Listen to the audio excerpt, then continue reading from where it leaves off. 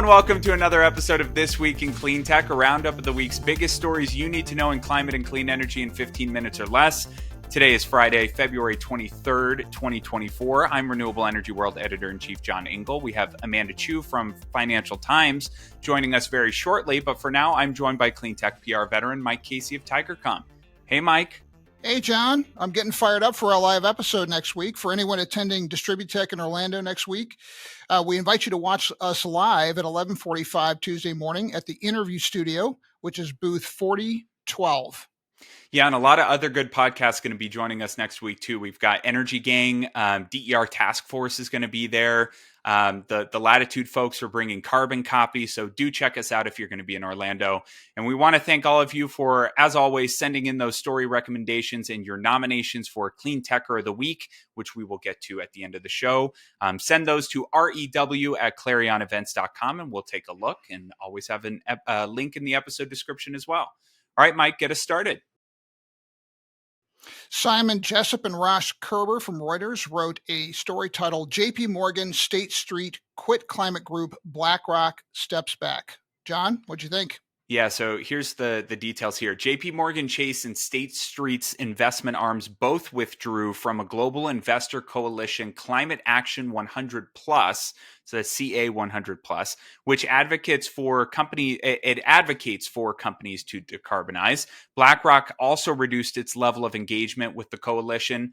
CA 100 Plus encourages companies to create guidelines on their role in addressing climate change and disclose how climate change impacts their finances, such as how they plan to use carbon credits to meet their pollution targets. Collectively, the withdrawals totaled nearly $14 trillion in total assets from Wall Street's initiatives to combat climate change. Mike, this feels like the ongoing war against ESG just in another chapter. What do you think?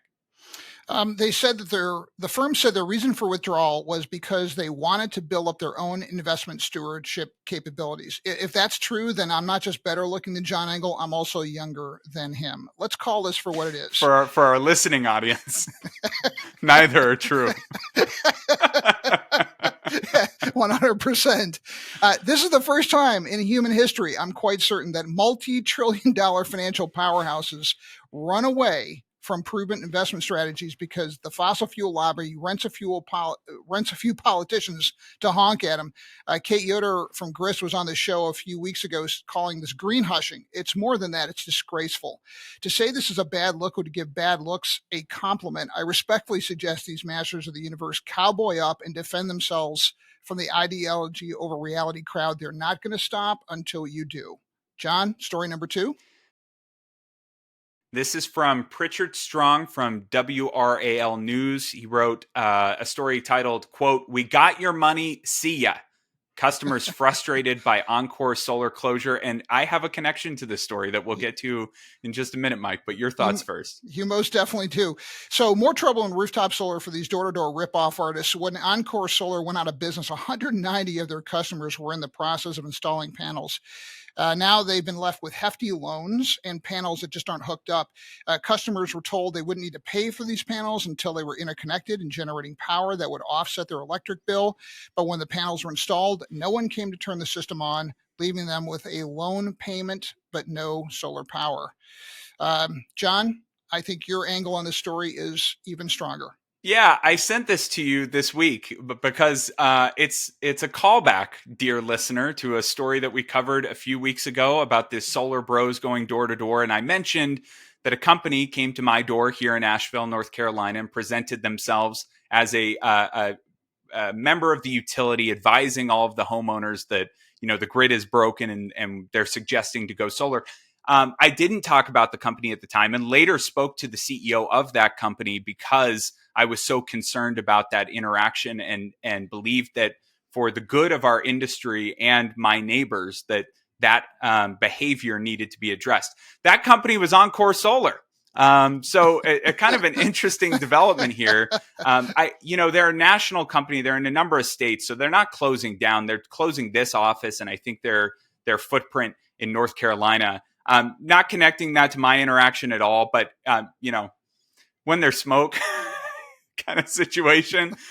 So very interesting, at least for me. It pains me to see the the families and homeowners that are going through this. So it's not a joking matter for them at all. But just to round out that story, thankfully, GoodLeap, Encore's lending partner, told customers they'd consider deferring loan payments case by case until the solar systems are operational. So there's at least some relief there, but it's still a terrible situation. The industry's got to figure out what's going on here. I don't know that we can wholly control these resi companies that are going rogue and leaving a bad taste in the mouths of not just their customers, but voters. So this is my rambling moment on the show, as I often rebuke Mike for doing. But Mike, any last thoughts on that one? Yeah, this is not so just in case people were wondering, a free pro trip. For a pro tip, it's not actually a winning PR strategy to send unethical salespeople to the doors of leading trade journalists. That's a very bad PR strategy, and I don't recommend other companies engage in it. But what would really be great is if they would just stop these unethical practices. All you're doing is wrecking this industry for the rest of us. Mike, story 3. One written by Anna Phillips in the Washington Post, how the housing industry is working to stop energy efficient homes. John, what you think? Yeah, homes account for about 1/5 of U.S. greenhouse gas pollution, much of that due to poor design and insulation. This is why new energy efficiency building codes are being proposed across the country at the state and local level. But home builders and their lobby are pushing back to avoid the increased upfront costs that would result from those decisions and actions. Some analysis suggests home builders are exaggerating how much of an impact those would have. But Mike, do you have any thoughts here? I'm sure you do. Yeah, absolutely. If cleantechers want to understand how incumbent sectors play hardball, look no further than this story. I mean, it's just this sort of flood the zone, don't leave any stone unturned when it comes to your economic advantages. So energy efficiency advocates say the industry is not as concerned about affordability as they are about profit margins and the time it would take to train employees on these new requirements. I say they're absolutely right. And the benefits of homes with voltage outlets for EVs, especially as we see a shift to these vehicles, accompany the cost savings on electric bills, but the industry hasn't given that sufficient consideration. It's really a knee-jerk reaction that is quite short-sighted and I don't think serves anybody in the long run. John, our fourth story. Yeah, this one's from CNN. And Mike, I'm going to let you take this one and then we'll roll into our last story so we can welcome our guest. This one's titled, "A Traditional Automaker Just Turned a Profit on EVs." Yeah, the anti-EV types like to throw bottles onto the automaker playing field like a bunch of drunken fans at a soccer game. This story might help them sober up. So yes, some automakers are cutting back on EVs temporarily, but Stellantis, which makes Jeep, Ram, Chrysler, and Dodge brands, are seeing profits, prompting them to continue EV production. Stellantis CEO Carlos Tavares said the EVs are profitable, but not as much as traditional gas-powered vehicles yet. Still, they're shifting toward a pure EV lineup. Their earnings did fall 10% in the second half of last year, but they're still managed to achieve a 1% rise in full year earnings. So EVs remain a high growth sector, and Tesla remains the best capitalized car company on the planet. The haters are going to hate, but those are the facts. For a good take on current trends, I encourage listeners to check out Jeff Wolf's really smart and insightful article on LinkedIn he recently put up. All right, John. Yeah, fifth story. So we're going to welcome Amanda Chu. And you mentioned the haters there, Mike. Aren't you one of those when it comes to Tesla?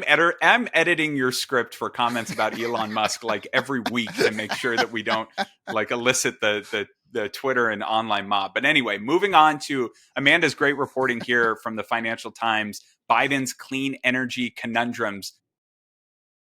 Amanda, you addressed some really interesting dynamics that are at play kind of simultaneously with the onslaught of IRA investment that's going into predominantly conservative Republican communities. Is it playing? How is he balancing, the dynamic with trade relations with China and pushing away Chinese companies? It's fascinating stuff. But as Mike always does with our guests, I'll let you point out what you think is the main takeaway and what people should grab from this reporting. Yeah, thank you for having me. I mean, just to talk a little bit more about the, main takeaway of the story. So this week, one of the largest solar panel factories came online in the US. It's a joint venture between two very familiar names, Invenergy, the largest US private renewables developer, and LONGi, the world's largest solar panel manufacturer. And it's a really interesting case study of, the conundrums facing the Biden administration as it tries to build out a clean tech supply chain. And the two conundrums are, one, LONGi is a Chinese solar panel manufacturer. The US wants to reduce reliance on Chinese supply. It might need some Chinese expertise to build this out. And then the second sort of conundrum is that these factories are, really large transformative economic opportunities in these rural towns, and they're spurring shifts in clean energy attitudes and attitudes towards like the trade profession. But people don't really tie it to Biden. And, this is really interesting to look at in an election year. Amanda, I noticed that this article had some similar points to other ones that I've read, which basically say that the goal of Biden industrial policy was to loosen China's hold on the supply chain. The counter push on that was, well, the intent of the IRA was to start loosening the hold on supply chains by getting jobs and things getting made here. And like the Oxen CEO, I noticed, he said, I don't really care if Chinese companies come here as long as they abide by the rules and set up shop and employ Americans.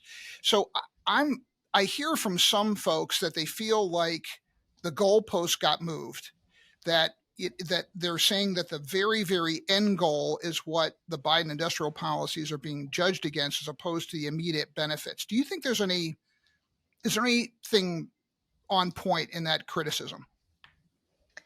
In terms of like before that we allowed that it would be like, Chinese companies can come invest in the US, now that kind of attitude is changing. Yeah. I mean, at the end of last year, we saw that Marco Rubio and Carol Miller introduced legislation in Congress to restrict Chinese companies and other foreign entities of concern from receiving the manufacturing tax credits in the IRA. This was not the original intent in the law. It's not in the original legislation. And then you're seeing, I focused on this story in Ohio where you have like these local residents protesting the factory, accusing it of being a Chinese Communist Party warehouse. But this is happening like, with other Chinese related investments across the country. There's, the Goshen plant, Ford CATL's plant that, was looking at Virginia, but then Governor Youngkin, accused it of being a, Trojan horse for China, similar rhetoric being used. So there is this opposition to wanting Chinese companies to participate in the U.S. build out. But, even if a company doesn't have, Chinese backing, they're likely going to use materials that can only be found in China. For instance, like Chinese solar equipment or, the tape that you use in solar panels. China has such a grip on this sector that you really, can't build out a domestic supply chain without China being in the equation. Amanda, I'm not a Capitol Hill lifer or a politics wonk like Mike is. So I boil down politics into like politics and policy into two main pieces. Is it good and will it help us? And so I think with the IRA, the is it good is being, is proven out at this point, even just a couple of years into the deal, that this investment is flowing into communities. People are getting jobs. Supply chain is getting built out. The will it help us piece was the bet by the Biden administration of can we run on climate and clean energy, and will that move the needle? And that's what I liked about your piece too, is it's exploring not only those trade deliberations, but is this thing going to push us across the finish line in an election year? And you mentioned in the piece, like that's less clear. It's becoming like concerning, more so than even less clear, I would think, for supporters of the administration, right? Like where's this disconnect, and why does it feel so wide? Yeah, I mean, when I was in Ohio and I asked people, like, do you see this as an example of like what's happening at the federal level in terms of the IRA, the bipartisan infrastructure law, and many people were like, what is that? What does it do? And it's just not translating to local communities. They actually see a more of a connection to the like state government, who has also been really active in terms of recruiting companies. I think like the disconnect is that people look at the prices that they're paying for food, etc. They're not really tying it to like these manufacturing projects. And I focus on the Ohio story, but a lot of these factories that have been announced actually haven't come online yet. And so they're going to come online in the next administration. If it's Democratic or Republican, we don't know. But many communities haven't seen the tangible benefits yet. John, we're just about out of time. I think we need to get to our Cleantecher of the week. I'm going to let you take that one. Yeah, Cleantecher of the week happens to be a friend of yours, Mike, so I will take that one. Dan Shugar, CEO of Nextracker, was recently featured on Jim Cramer's Mad Money on CNBC, noting the meteoric rise of that stock and one of the best performing IPOs of last year. So congratulations to Dan and the Nextracker team for surging ahead. I want to give a shout out to our terrific producer, Brian Mendez, and to Alex Peterson and Claire Quirin for helping us identify this week's top stories. I also want to thank Amanda Chu for putting up with all of us for coming on the show. Yeah, please subscribe, give us feedback, share those story recommendations, and hopefully we see you at Distributech International next week. Come by and say hello after we tape This Week in Cleantech. All right, Mike, Amanda, see ya. Thank you.